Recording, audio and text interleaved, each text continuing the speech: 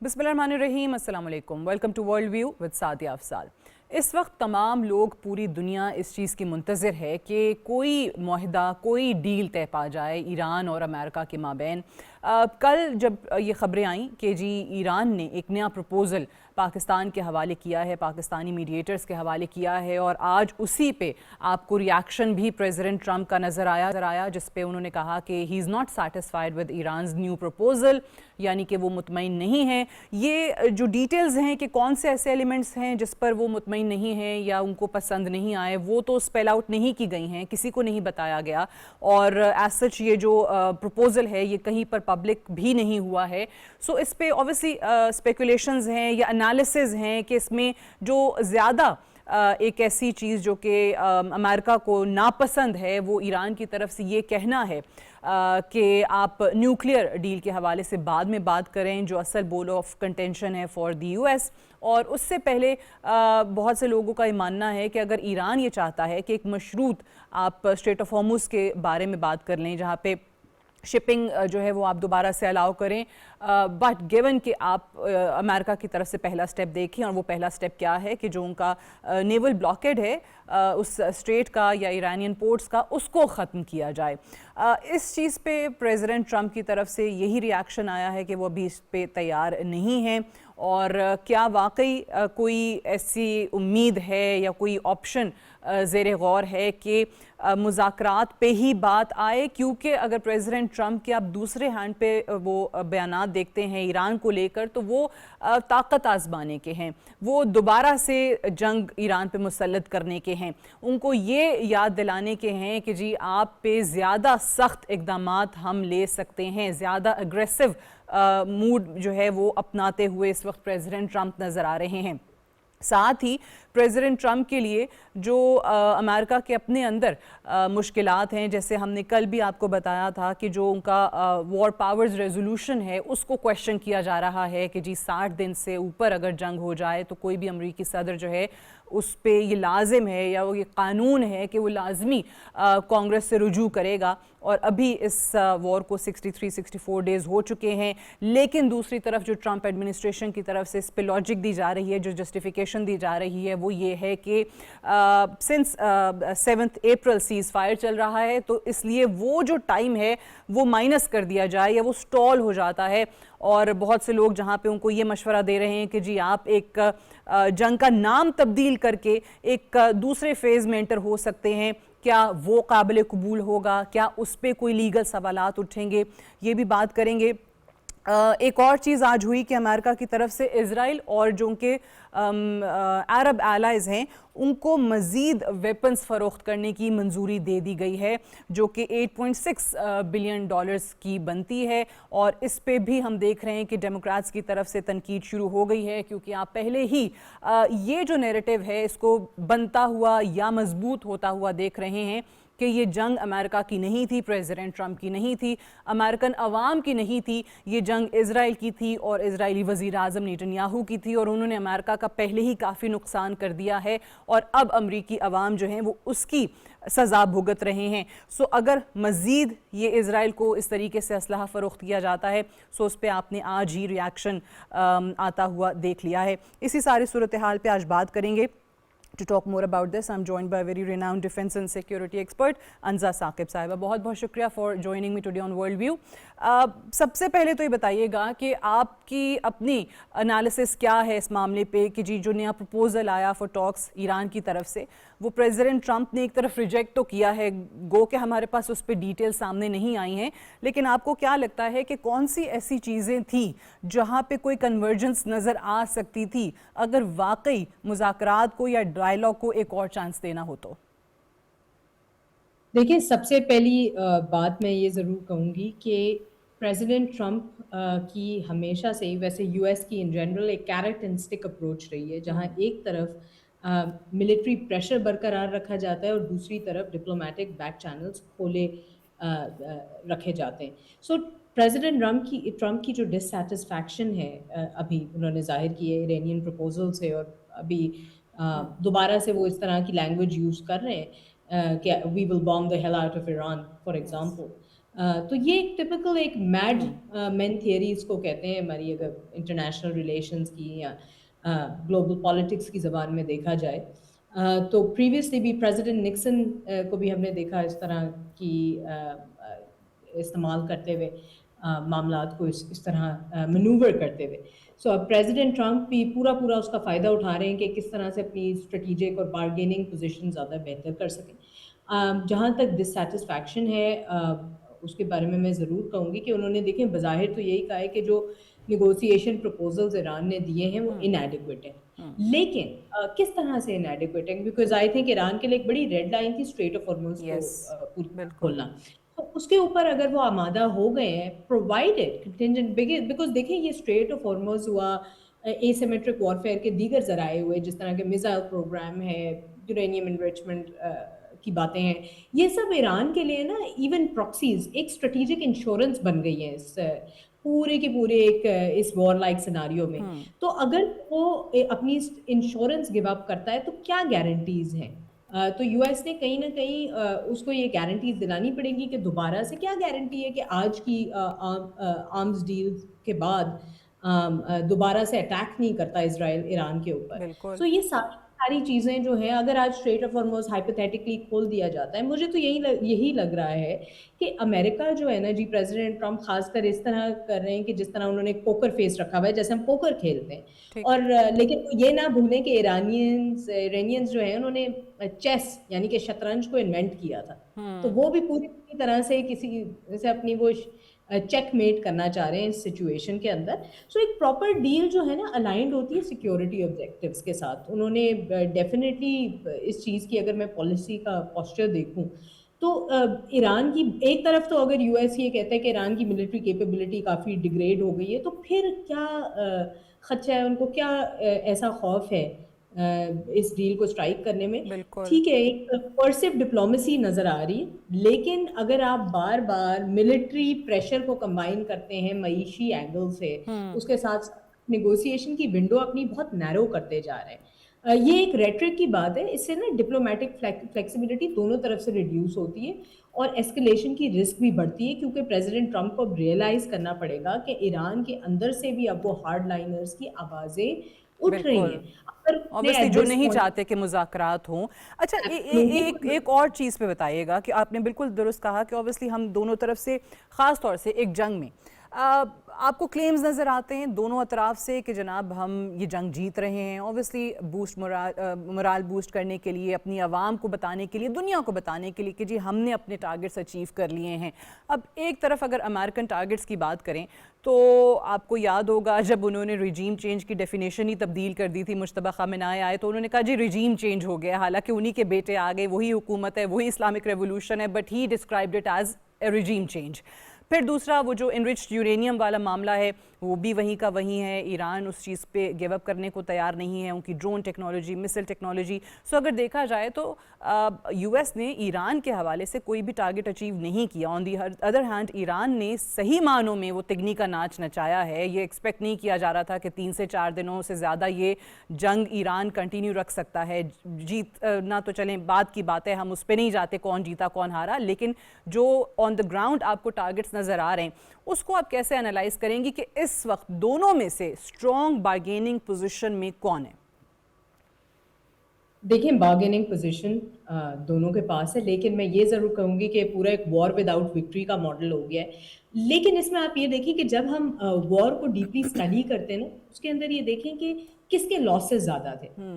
تو اگر ہم اس چیز کو یوں دیکھتے ہیں کہ ایران کی جو اے سیمیٹرک وارفیئر کا انداز تھا, یعنی کہ میزائل پروگرام, پراکسیز کا ایکٹیویٹ کرنا, اسٹریٹ آف ہارموز, یورینیم انریچمنٹ وغیرہ وغیرہ, اب اس سارے کو کرٹیل کرنے میں جتنا یو ایس کا پیسہ مطلب لائک ملینز آف ڈالرز لگتا تھا ایک کسی بھی ایرانین ڈرون کو گرانے کے لیے یا ڈیفینڈ کرنے کے لیے, آپ یہ بھی دیکھیے کہ at this point in time the US was attacking اور ایران نے کیا کرنا تھا ایٹ بیسٹ صرف ڈیفینس کرنا تھا اپنا, جسٹ ایک ریسٹرینٹ برقرار رکھنی تھی, جو کہ انہوں نے کیا. دیکھیں ہم اگر ہسٹوریکل اینگل کو بھی دیکھتے ہیں اور سوشو ریلیجس اینگل کو بھی دیکھتے ہیں تو ہسٹوریکلی بھی یہ وہ خطہ ہے زمین کا جو 7,000 سال سے कॉन्कर नहीं हो सका, बिकॉज उनकी एक गुट्टी में आता है कि आप ये देखें रेजिस्टेंस मूवमेंट्स। सो एक बड़ी स्ट्रेटेजिक मिसकैलकुलेशन थी यूएस के पार्ट पे भी, जो उन्होंने आई बिलीव मुसाद की एक रिपोर्ट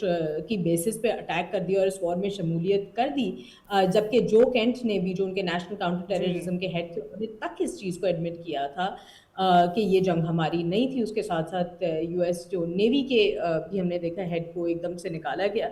सो ये सारी चीज़ें इस बात की निशानदेही तो ज़रूर करती हैं कि नंबर वन, ईरान ने अमेरिका की ठीक ठाक ब्रीडिंग कराई है इन टर्म्स ऑफ जो इस वॉर के अंदर। ये बिल्कुल एक ब्लूप्रिंट एजेंडा है जो ईरान पहले भी फॉलो करता रहा है। ये रेजिस्टेंस इसी तरह क्रिएट की जाती है तब कि आप दूसरी स्ट्रॉन्गर पार्टी को इतना ज़्यादा ड्रेन कर देते हैं सिर्फ और सिर्फ रेजिस्टेंस क्रिएट करके। ईरान ने सिर्फ लाइक ऐसा डिफेंड करना था, अटैक नहीं करना था एक्टिवली, और उसमें thousands and thousands of dollars की रोजाना टेक्नोलॉजीज बिलियंस तक लग गए।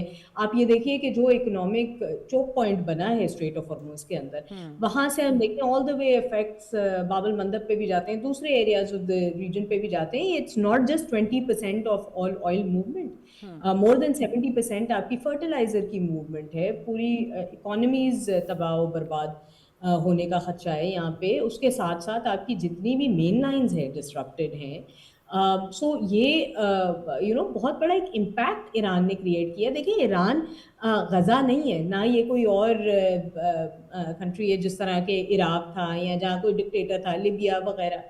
ये एक इडियोलॉजिकल थियोक्रेसी है, जैसे आपने राइटली मेंशन किया कि ना यहाँ रिजीम चेंज हुई है। ये सारे ना एक थिएट्रिक्स और रिटोरिकल बातें हैं।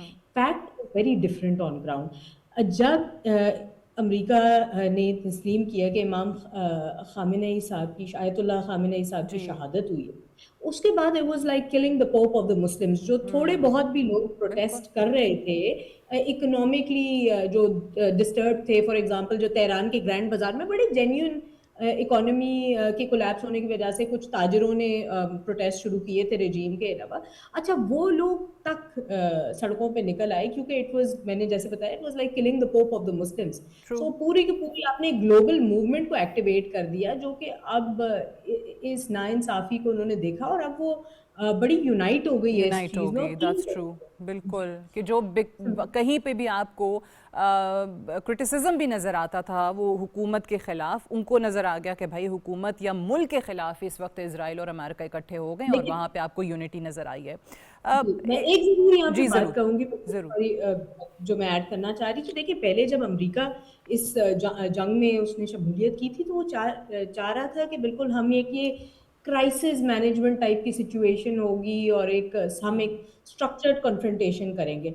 लेकिन यहाँ पे ईरान ने ये साबित कर दिया है कि डेटरेंस, खासकर ये जो न्यूक्लियर का डर था, deterrence in terms of kinetic measures etcetera etcetera, ये है जो इवेंट्स को ड्राइव कर रही है, ना कि डिप्लोमेसी। जहाँ जहाँ इंटरनेशनल इंस्टीट्यूशंस भी फेल हुई हैं, जिस तरह नेटो है, यूएस है, सॉरी यूनाइटेड नेशंस है, वो वहाँ पे ईरान ने पूरा पूरा अपना लोहा मनवाया और दीगर अब रीजनल पार्टनर्स को एक्सप्लोर कर रहे हैं। बिल्कुल। अब एक और चीज़ आज हमने देखी है, हम बहुत अरसे से ऑब्वियसली जो प्रेसिडेंट ट्रंप का चाइना का दौरा होना है उसके हवाले से सुन रहे हैं, वो पोस्टपोन भी हुआ बिकॉज ऑफ दिस वॉर, और चाइना ने बहुत क्लियरली ईरान का जो साथ दिया है या जो उनके स्टेटमेंट्स आए हैं against the US and Israel, ख़ास तौर से इस जंग के बाद से, वो भी सबके सामने हैं। जो चाइनीज़ एम्बेसडर हैं यूनाइटेड नेशंस में, फू कॉन्ग, आज उनका बयान मैं देख रही थी कि अगर ये ईरान के हवाले से कोई जल्द मुआहदा नहीं होता या कोई डील नहीं होती है और अमेरिका इसी तरीके से इस मामले को जारी रखता है, तो फिर प्रेसिडेंट ट्रंप और प्रेसिडेंट शी की मीटिंग में एक बहुत अहम एजेंडा होगा।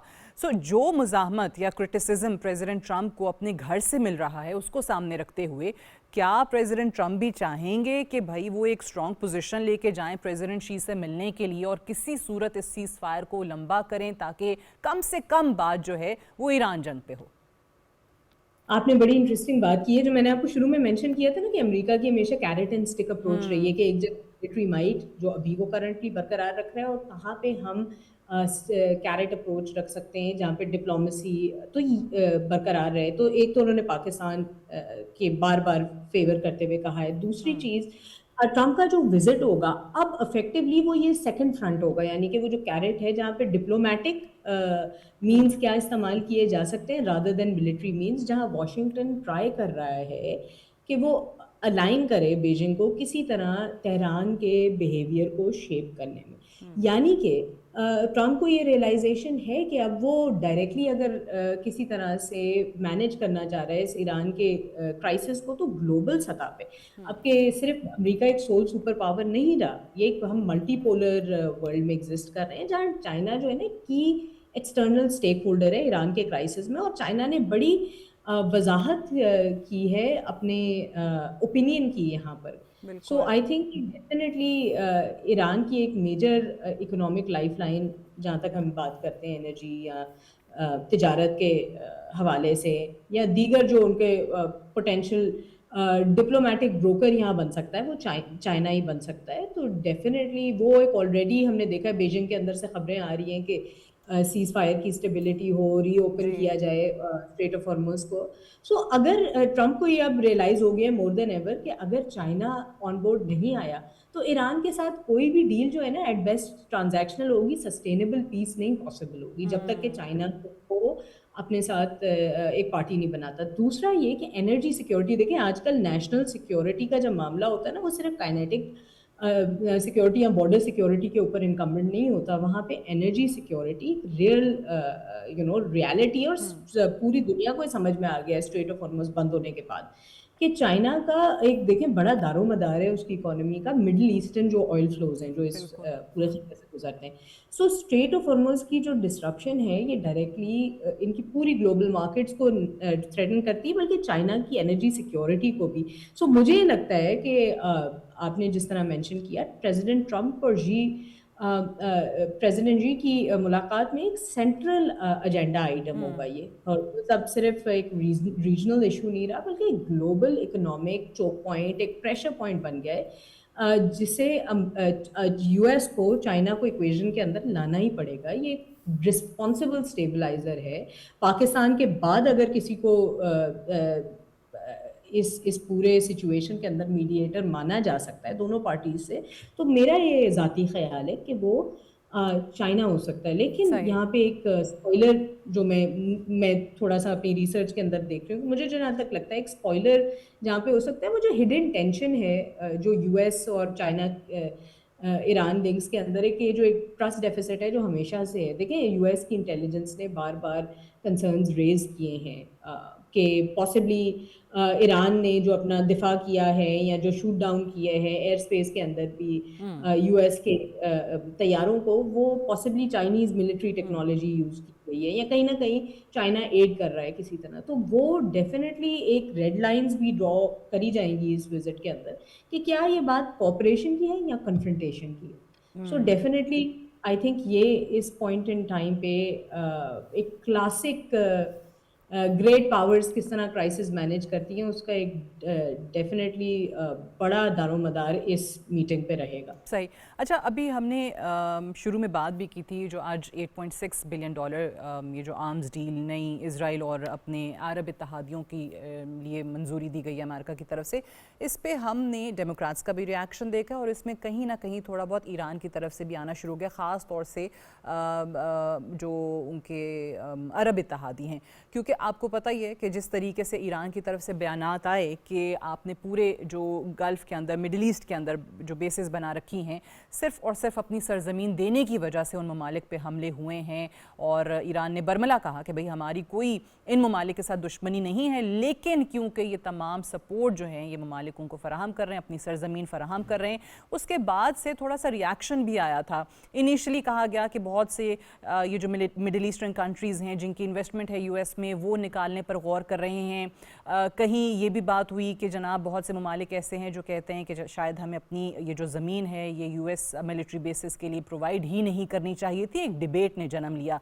सो ये डील क्या वाकई मज़ीद कन्फ्रंटेशन ईरान और उन गल्फ़ कंट्रीज़ के दरमियान बढ़ाएगी? देखिए ये डेफिनेटली एक बड़ी सेंसिटिव दौर से हम इस पूरे सिचुएशन को अभी बड़ा एक अगेन सेंसिटिव रुख देखते हैं, क्योंकि देखिए अगर हम बिगर पिक्चर को देखें तो ये जो आर्म्स की आज डील है या सेल है, ये एक ऑलरेडी टेंस सिचुएशन के अंदर ये एक मतलब तीली लगाने वाला काम है। अपने एलाइज को तो किसी ना किसी तरह से, जिस तरह इसराइल को या दीगर वो मिडल ईस्टर्न स्टेट्स को, तो अमेरिका ने कुछ ना कुछ स्टेबलाइज करने की कोशिश की है, मगर ये जो ब्रॉडर एनवायरनमेंट है ना, यानी कि आप कुछ नेबर्स को तो सेटिस्फाई कर रहे हैं, लेकिन आप बाकी पूरे शहर में आग लगाने वाली बात है। सो ये डिस्टेबलाइज कर रहा है ब्रॉडर एनवायरनमेंट को। इस तरह की जो एस्केलेशन होती है ना जनाब, वो बहुत ज़्यादा अभी ये अगेन मुझे लग रहा है कि एक it's not just an arms sale, ये एक सिग्नल है कि एक सस्टेन्ड यूएस मिलिट्री कमिटमेंट है जी। वो किसी ना किसी तरह से वापस वो फेवर विन करने की कोशिश कर रहे हैं, जो कहीं ना कहीं डाउट आया था ना दीगर पार्टनर्स को कि अमेरिका ने यहाँ इसलिए बेसिस बनाए कि यहाँ कोई हमारी हिफाजत नहीं हो रही, उल्टा हम in the line of fire ज्यादा आ रहे हैं। सो वो एक सिक्योरिटी आर्किटेक्चर के अंदर अमेरिका अपनी So can they win that support back by this tactic? देखिए, I don't think it will be lasting और सस्टेनेबल दिस सपोर्ट। अब I think more than ever आंखें खुल गई हैं पूरे रीजन की भी। आई थिंक एट बेस्ट ये एक टेम्पररी फिक्स है, इससे कोई एवर लास्टिंग पीस नहीं आएगी। इफ एनीथिंग आई थिंक अगर इस सिचुएशन को प्रॉपरली हैंडल नहीं किया गया या जल्द अज जल्द ईरान के साथ खासकर न्यूक्लियर वाले इशू पे कोई अग्रीमेंट नहीं की गई, तो मुझे ये लगता है, अगेन मेरी ज़ाती राय है, कि पूरे रीजन के अंदर, आया वो सऊदी अरेबिया हो, टर्की हो, इजिप्ट हो, उसके अंदर एक रीजनल आर्म्स रेस की जो है ना वो शुरू हो जाएगी, एक इफेक्ट शुरू हो जाएगा। Because then everyone will want कि हम क्यों डिपेंडेंट रहें अमेरिका पे अपनी सिक्योरिटी के लिए, क्योंकि जिस तरह ईरान ने अभी अपना दिफा किया है। तो आई थिंक ये जो एक डिपेंडेबिलिटी की बात है ना जी, वो अभी दूसरे भी ममालिक जो हैं वो डेफिनेटली इंकरेज होंगे कि अगर अब हम एक मल्टीपोलर वर्ल्ड में रह रहे हैं तो किस तरह से दूसरी मल्टी स्टेक होल्डर पार्टनरशिप्स को एक्सप्लोर किया जाए। I think definitely short term में कॉन्फिडेंस बिल्डिंग मेजर होगा यूएस के लिए, लेकिन साथ साथ आप ये देखिए कि इस पूरी चीज़ का यूएस के अपने डोमेस्टिक एनवायरनमेंट पे क्या इम्पैक्ट आ रहा है। इवन दो देखिए बहुत ज़्यादा एक डिप्लोमेटिक स्पेस जो है ना श्रिंक करते जा रहे हैं प्रेसिडेंट ट्रंप इस तरह के हार्डलाइन स्टांस के साथ। आप ये देखिए कि ऑलरेडी हमने देखा है post this war up to 27% 27 to 28% report किया जा रहा है रिपब्लिकन वोट में डिक्लाइन है। ट्रू, बिल्कुल। ऑलरेडी अनकरीब हैं यूएस जो मिड टर्म प्रेसिडेंशियल इलेक्शंस है, उसके ऑलरेडी हम अगर देखें तो प्रेसिडेंट ट्रंप कभी भी एक प्रेसिडेंट ऑफ वॉर लेबल नहीं करना चाहते थे अपने आप को। वो तो काफ़ी पुरुम्मीद थे कि उन्हें नोबेल पीस प्राइज आज भी वो कह रहे थे मैंने 8 जंगें रुकवाई हैं। जी 8 जंगें रुकवाई हैं, लेकिन वही अपना शुरू भी कर दिए जी। तो ये डेफिनेटली उनके पूरे पोस्चर को अगर देखा जाए तो इसमें बहुत ज़्यादा इंटरनल कॉन्फ्लिक्ट भी आएगा। और जो सबसे मुझे जो अभी खदशा लग रहा है apart from the regional arms race, वो ये लग रहा है कि इस चीज़ से देखें आप कितनी ज़्यादा और प्रॉक्सी कॉन्फ्लिक्ट्स को रिस्क इंक्रीज कर रहे हैं। क्योंकि मुझे लग रहा है कि ये सुनते ही आया वो हुतीज़ हों रेड सी के अंदर, आया वो इराक, सीरिया, लबनान, यमन, ईरान से शायद वो डायरेक्टली वॉर अवॉइड कर लें, लेकिन इनडायरेक्ट कॉन्फ्रंटेशन और उसका जो पूरे मिडिल ईस्ट पे या पूरे इस रीजन के ऊपर जो खतरा है वो आज प्रेसिडेंट ट्रंप ट्रू दिया। राइट। सो बैटलफील्ड डायरेक्टली दो या 3 ममालिक को अफेक्ट करने के बजाय मुझे लग रहा है कि प्रॉक्सीज लेवल पे आ जाएगी। सो एट बेस्ट ये एक managed conflict, managed escalation type ही situation रहे। Anza Saqib Saiba, thank you very much for joining me today on Worldview. We'll take a short break here. Stay tuned.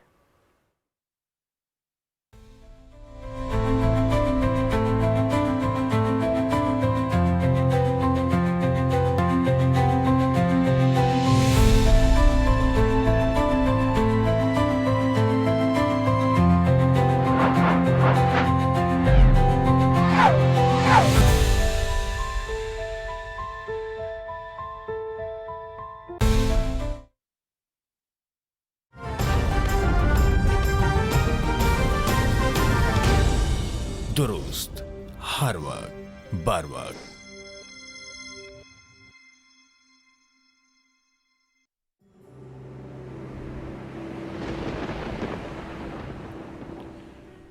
خدا کرے میری عرض پاک پر اترے وہ فصل گل جسے اندیشہ زوال نہ ہو۔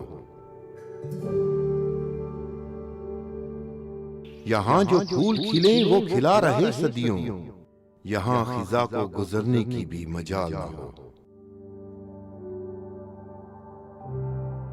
گھنی گٹائیں یہاں ایسی بارش برسائیں کہ پتھروں سے بھی رویدگی محال نہ ہو۔ خدا کرے کہ نہ ہم ہو سرے وقار وطن اور اس کے حسن کو تشویش ماہ و سال نہ ہو ہر ایک فرد تہذیب و فن کا اوج کمال، کوئی ملول نہ ہو کوئی خستہ حال نہ ہو۔ خدا کرے میرے ایک بھی ہم وطن کے لیے حیات جرم نہ ہو زندگی وبال نہ ہو۔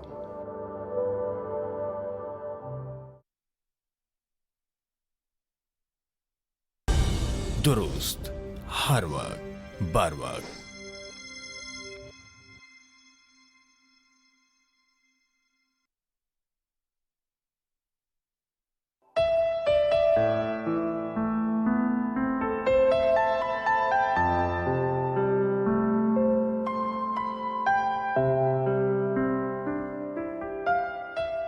کی محمد سے وفا تو نے تو ہم تیرے ہیں، یہ جہاں چیز ہے کیا لوح و قلم تیرے ہیں۔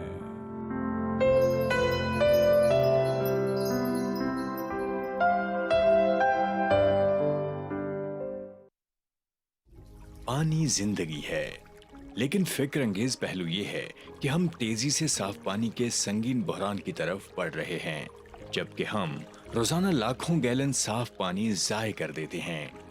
دوسری جانب بلوچستان اور اندرون سندھ سمیت ملک کے مختلف علاقوں میں لوگوں کو پینے کے صاف پانی کے لیے میلوں کا سفر کرنا پڑتا ہے۔ یاد رکھیں، اگر آج ہم نے ہوش کے ناخن نہ لیے تو 2040 تک پاکستان میں پینے کے صاف پانی کی قلت خطرناک صورتحال اختیار کر سکتی ہے۔ اس سے پہلے کہ ہم پانی کی بوند بوند کو ترسیں، پانی کے ضیاع کو روکیں اور زندگی کو خطرات سے بچائیں، اپنے لیے، اپنی آئندہ نسلوں کے لیے۔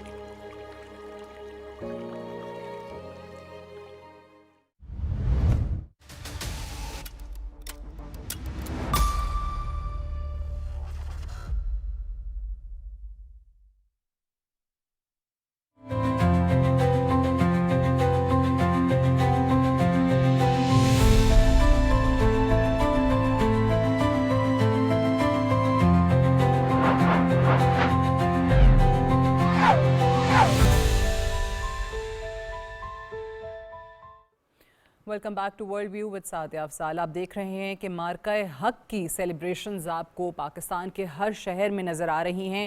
انفیکٹ مئی جیسے ہی شروع ہوا تو آپ کو جو پاکستان نے پچھلے برس ایک تاریخ ساز کامیابی حاصل کی، آپریشن سندور کا جو جواب بھارت کو دیا جس سے ان کا تمام تکبر، تمام غرور خاک میں ملا دیا، اس پہ آپ کو ہر جگہ پہ تقریبات نظر آ رہی ہیں۔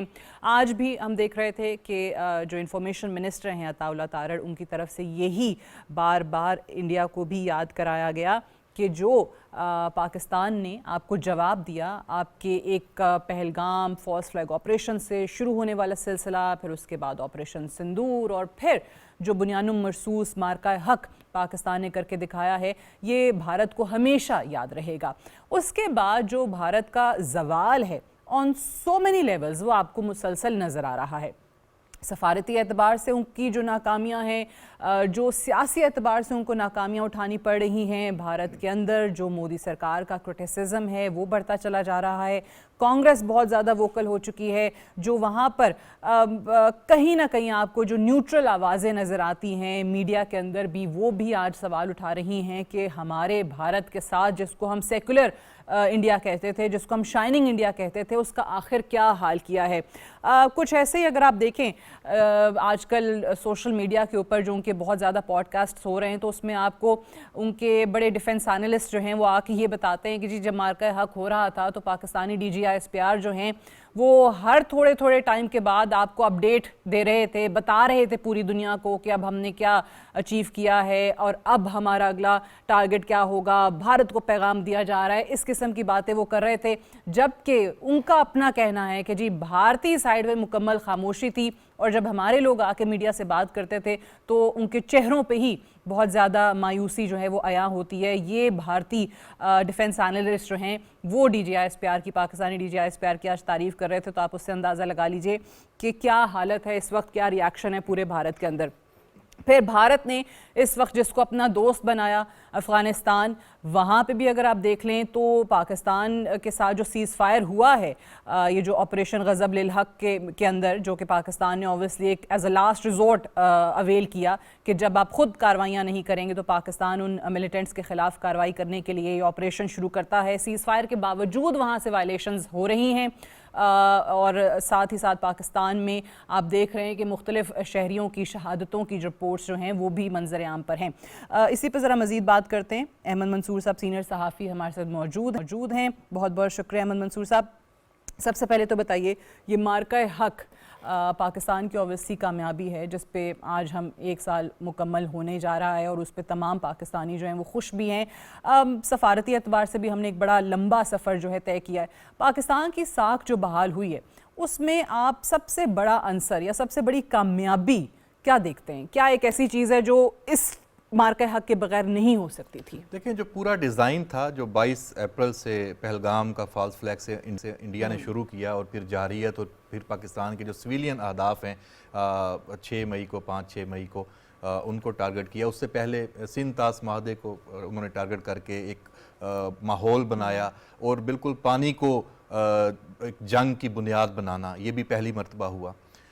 تو اس کا ہم ہر سطح پہ جو ایک تو جواب دیتے رہے. پھر ہماری تیاری, ہمیں نظر آ گیا تھا ہماری لیڈرشپ کو, تو ہمیں پھر پتہ چلا کہ جو 7 مئی جو ڈیسائسو ایک دن جہاں سے کام شروع ہوا, اور پھر 10 مئی تک ایک تو پہلے بیانیہ نیریٹو کی جو جنگ ہے اس میں تو ہم 22 اپریل سے پاکستان نے ان کو ہر محاذ پہ شکست دی, جس کا وہ خود اب برملا اعتراف بھی کر رہے ہیں. اس کی بنیاد ہم نے جب رپورٹنگ ہم بھی کرتے تھے تو ہمیں بڑا اس پہ ایک اطمینان اور فخر ہوتا تھا اس وقت کہ ہمیں جو انفارمیشن مل رہی ہے ہمیں اس پہ شرمندگی نہیں ہوتی. اور دوسری جانب انڈیا کا جو میڈیا ہے وہاں پہ جو چیزیں آتی ہیں وہ اتنی مضحکہ خیز ہوتی تھی کہ اس کو کوئی بھی تسلیم کرنے پہ تیار نہیں ہوتا تھا. تو آپ نے دیکھا کہ پھر جو ایون جب یہ جو سب سے بڑی جو کامیابی کی اگر ہم بات کریں, اس میں جو اس کی جو فضائی برتری, جس کو اس نے کہا کہ ہم رافیل لے آئیں گے اور وہ جب آ جائیں گے, وہ اس کا جو ایک گھمنڈ تھا, طاقت تھی, وہ خاک میں ملی. پھر اس نے جو فضائی ڈیفنس میں S-400 ان کو تھا کہ پاکستان کے پاس جتنے بھی جو ہتھیار ہیں جو انڈیا کو نشانہ بنا سکتے ہیں وہ ادھر ان کو کوئی پرابلم نہیں ہے.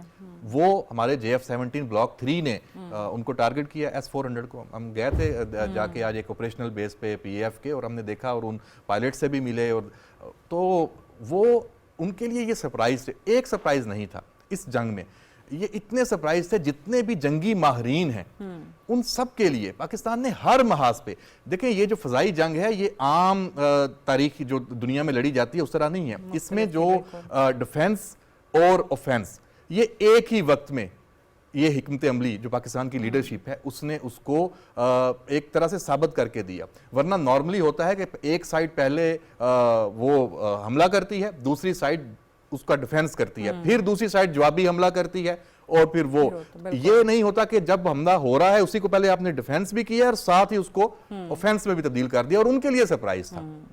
اور پھر اس میں جو ملٹی ڈومین جو وارفیئر کا جو کنسیپٹ ہے, 6 ایلیمنٹس ہیں جو وہ اس جنگ میں پاکستان کی جو فضائی جنگ ہوئی ہے اس میں وہ ان کی وہ ایک طرح سے اپلائی ہوئے, اور وہ فرسٹ ٹائم اس پورے ریجن میں بھی, ایون دنیا میں بھی ابھی تک یہ جو ملٹی ڈومین جو جنگ ہے, دیکھیں تیاریاں سب کی ہوں گی لیکن میدان جنگ میں اس کا مظاہرہ کرنا وہ پہلی دفعہ ہوا. اور اس کا جو رزلٹ آپ نے دیکھا, پھر انڈیا کی پوری جو ایئر فورس ہے وہ گراؤنڈ ہو جاتی ہے. اور وہ بتاتے 2 دن ہیں لیکن جو حقائق ہیں وہ ان کو دوبارہ اس کے بعد ایون 10 مئی کے بعد بھی جرت نہیں ہوئی. اچھا, بیسٹ ایکوپمنٹ, بیسٹ ٹیکنالوجی, آپ نے جیسے کہا کہ رشین ٹیکنالوجی, فرینچ جہاز, اور ڈرونز ان کے اسرائیلی تھے. ड्रोन देखें। अच्छा, ये सिर्फ हमने इंडिया को नहीं, जो लोग कहते हैं ना कि इसराइल, हम इसराइल को भी इस मई के मार्का हक में हरा चुके हैं। अच्छा, फिर ये जो आपका फतह 1 फतह 2 रॉकेट सिस्टम, उन्होंने जो हदाफ जो उनको टारगेट किया आपने देखा, और उसमें फिर आप ये देख लें कि जो उनके एयर बेसिस हैं वो उनके लिए सरप्राइज था। वो आपने देखे, जब आपका प्लान था चंद घंटों में सब कुछ हुआ है। तो जब ये 10 मई को उन्होंने ब्राह्मोस से अपना अटैक शुरू किया तो हमने कहा ये रेड लाइन क्रॉस कर ली है। और फिर आपने देखा कि उनका आदमपुर हो गया, दीगर जो उनके जो एयर बेसिस हैं उनको टारगेट किया, उनके जो एमिनेशन जो डेपो हैं वो टारगेट हुए, ब्राह्मोस का जो जखीरा है उसको जो तबाह किया। अच्छा, ये सारी वो इसकी वैलिडेशन मौजूद है, डिजिटल इनकी जो प्रिंट्स हैं, सबूत हैं वो मौजूद हैं। ये मतलब डिनाई कोई नहीं कर सकता, ये एस्टैब्लिश है। तो हमने फौजी लिहाज से इंडिया को किसी काबल नहीं छोड़ा। ये जो कहते हैं ना कि संदूर 2 का वो सोचेंगे, भाई सोचेंगे जरूर, अमल कब करेंगे, पहले अपने आप को अब वो तैयार करेंगे। ये ऑपरेशन सिंदूर 2 ये वो तो नहीं है जो ये अफगानिस्तान से करवा रहे हैं, उसी का नाम तो नहीं रख दिया है? वो भी तो सही दोस्त उन्हीं के बने हुए ना आजकल, वही तालिबान जिनके हवाले से ये बयान दिया करते थे कि जी इनको तो हुकूमत में आने का हक ही नहीं है, इनको तो बैन कर देना चाहिए, आज वो उनके सगे भाई बने हुए। देखें, ये आपने बहुत अहम बात की। इंडिया की जो आप प्लानिंग कह लें वो है ही अब प्रॉक्सी के तौर पे, और अफगानिस्तान और दहशतगर्दी और इंटरनली आप करें या बयानिया फेक न्यूज़ उसके जरिए, आमने सामने जंग में तो वो शिकस्त खा चुका है। इधर से अब आप देखें ये मामला तेज क्यों हुआ, ये बिल्कुल आप सही आपने नुक्ता उठाया है। और उसके बाद फिर अफगान तालिबान जिस तरह रजीम है उसने जाके जो इंडिया की वो मोदी की गोद में बैठे हैं, ये बड़ा अफसोसनाक है। पाकिस्तान को यहाँ से भी एक सरप्राइज, एक धचका जरूर मिला है, लेकिन हमने देखें फिर उसके बाद बड़ा सब्र, बड़ा बर्दाश्त से भी काम लिया, समझाने की भी कोशिश की, दोस्त ममालिक भी बीच में आए, नहीं हुआ तो फिर ये ऑपरेशन गजब लिल हक। हमने कहा ठीक है, हम अपनी चाहतें कब तक बर्दाश्त करेंगे। तो पाकिस्तान और भारत की जंग में भी 2 ही ममालिक थे जिन्होंने इंडिया की फेवर में बयान दिया था, एक इजराइल था और एक अफगानिस्तान में अफगान तालिबान रजीम बुनियादी तौर पे देखें, उन्होंने एक तो वो उनका अपने अंदरूनी तौर पे कमज़ोर है, सही, वहाँ पे अवाम उनसे खुश नहीं है, और बल्कि वो जबर और एक आप कह लें कि तसल्लुत कायम है उनका, वो कोई रियासत या हुकूमत बनाने में कामयाब नहीं हो सके। ये वहाँ पे उन्होंने अपना इंडिया और अपनी ये फोर्स के ज़रिए दबा के और जबर के जरिए, और देखिए पूरा एक एलिमेंट है खवातीन के वहां पे हकूक नहीं है। इंडिया में भी आप देख लें, वो अपने ऑडियंस को खुश करने के लिए ये जंगी जुनून है वहां भी। तो दोनों की आपस में हिस्ट्री कि दुनिया को हासिल तो कुछ नहीं हुआ ना। आज वो हमने पिछले हफ्ते भी बात की थी कि आज वो लेजिस्लेशंस जो बड़ी अहम उनके लिए तस्वुर की जाती थी, वो तक हारना जो है उनको पसंद आ रहा है इस वक्त। और किस नतीजे में कि जी पाकिस्तान पाकिस्तान पाकिस्तान, उसके बाद क्रिटिसिज्म जो है वो बढ़ रहा है उनका डोमेस्टिकली, वहाँ इंडिया में बिल्कुल वहाँ भी बढ़ रहा है, और अफगानिस्तान, दोनों इस वक्त एक उनके पेज पे हैं। आपने अभी जो बात की थी ना कि ये जंग बंदी के हवाले से, ये जंग बंदी 3 दिन की थी, ये ईद के दिनों की थी। इस वक्त जब हम बात कर रहे हैं कोई जंग बंदी नहीं है, बिल्कुल भी नहीं है। सीज फायर के दौरान भी वायलेशन चलती रही थी, हाँ उस वक्त भी चली, लेकिन अब तो सीज फायर है ही नहीं हमारे लिए, मतलब बिल्कुल ओपन है। अगर आप जो हमारा पहले से पाकिस्तान की तरफ से जो कहा गया था, आज भी वही है। जहाँ दफ्तर खारजा का आप स्टेटमेंट भी आए देख लें, उसमें बड़ा क्लियर है कि अफगान तालिबान रजीम बाज नहीं आ रही। आप चीन में बैठ के बात भी करते हैं, वहां पे कमिटमेंट्स भी कुछ करते हैं, आप ऑनर नहीं करते। आप जो बातें करते हैं, आपके कोलो फेल में बहुत बड़ा तजाद है। तो अभी देख लें कि 52 हमारे जो शहरी हैं वो शहीद हुए हैं। अभी बाजोड़ में एक ही घर में जो 2-3 घरों में बच्चे औरतें वो शहीद हुए हैं, 9 से ज्यादा उनकी जो ये शहादतें हुई हैं बॉर्डर पार से। आप फिर उनमें ड्रोन्स का ये जो क्वाडकॉप्टर है उनका भी इस्तेमाल हो रहा है, मार्टर, वो सिविलियंस को निशाना बनाते हैं। हमारी तरफ से अहदाफ बड़े बड़े हैं निपे तुले। वो देखें जो एक तो वहाँ पे उनके हाइड आउट्स हैं, जो इंफ्रास्ट्रक्चर है जो दहशतगर्दों को सपोर्ट करता है, जो टीटीपी जो फितना अल खारिज को या बीएलए को, तो ये चीज़ चल रही है। लेकिन इसमें बड़ा है कि बाज नहीं आ रहे। तो ऑब्वियसली फिर पाकिस्तान की जो कार्रवाइयाँ हैं उनमें तेज़ी आपको नजर आएगी। अहमद मंसूर साहब बहुत शुक्रिया ज्वाइन करने के लिए। Will take a short break है, ब्रेक से आएंगे तो आप देख सकेंगे हमारा एडिटोरियल सादिया स्टेक।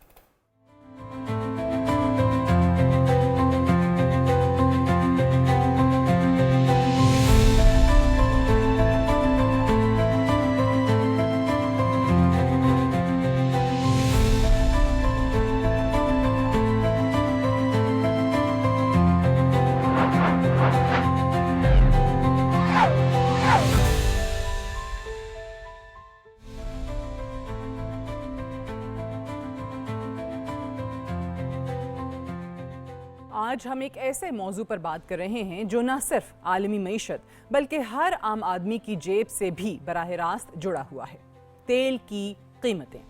سوال یہ ہے کہ کیا واقعی عالمی تیل منڈیاں زمینی حقائق کے مطابق چل رہی ہیں یا وہ ایک خود ساختہ حقیقت میں گم ہو چکی ہیں؟ دنیا بھر میں معاشی سست روی کے آثار نمایاں ہیں۔ بڑی معیشتیں دباؤ کا شکار ہیں، صنعتی سرگرمیاں سست پڑ رہی ہیں اور توانائی کی طلب میں کمی کے خدشات بڑھ رہے ہیں۔ ایسے میں حقیقت اکثر اس کے برعکس نظر آتی ہے۔ یہ تضاد آخر کیوں ہے؟ کیا تیل کی منڈیوں کے بڑے کھلاڑی زمینی حقائق کو نظر انداز کر رہے ہیں یا وہ کسی اور کہانی پر یقین رکھتے ہیں؟ حقیقت یہ ہے کہ تیل کی قیمتیں صرف طلب اور رسد سے طے نہیں ہوتی، اس کے پیچھے سیاست، جغرافیائی کشیدگیاں اور قیاس آرائیاں بھی اہم کردار ادا کرتی ہیں۔ کسی بھی خطے میں جنگ یا تناؤ کا خدشہ ہو تو قیمتیں فوراً اوپر چلی جاتی ہیں، چاہے حقیقی سپلائی متاثر ہو یا نہ ہو۔ اسی طرح تیل پیدا کرنے والے بڑے ممالک کی پالیسیاں بھی فیصلہ کن حیثیت رکھتی ہیں۔ پیداوار میں کمی کا اعلان قیمتوں کو بڑھا دیتا ہے، جبکہ اضافے کی خبر انہیں نیچے لے آتی ہے۔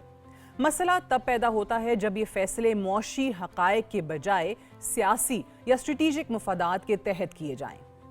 ایک اور اہم عنصر سرمایہ کاروں کا رویہ ہے۔ آج تیل صرف ایندھن نہیں رہا بلکہ ایک مالیاتی اثاثہ بن چکا ہے۔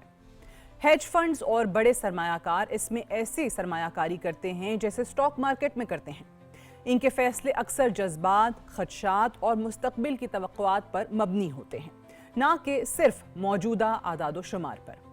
اس کا نتیجہ یہ نکلتا ہے کہ قیمتیں بعض اوقات حقیقت سے کٹ کر ایک الگ ہی راستہ اختیار کر لیتی ہیں۔ یوں محسوس ہوتا ہے جیسے منڈیاں ایک ایسی دنیا میں رہ رہی ہوں جہاں زمینی سچائی کی اہمیت کم ہو گئی ہو۔ عام صارف کے لیے یہ صورتحال نہایت مشکل ہے۔ عالمی منڈی کی غیر یقینی مقامی سطح پر بھی اثر انداز ہوتی ہے۔ ایندھن مہنگا ہوتا ہے، ٹرانسپورٹ کے اخراجات بڑھتے ہیں اور بالآخر ہر چیز کی قیمت میں اضافہ ہو جاتا ہے۔ ایسے میں حکومتوں کا کردار بھی اہم ہے۔ کیا وہ عالمی اثرات کو کم کرنے کے لیے مؤثر حکمت عملی اختیار کر رہی ہیں؟ کیا ذخائر کا دانشمندانہ استعمال کیا جا رہا ہے یا وہ بھی اسی غیر یقینی کا شکار ہیں؟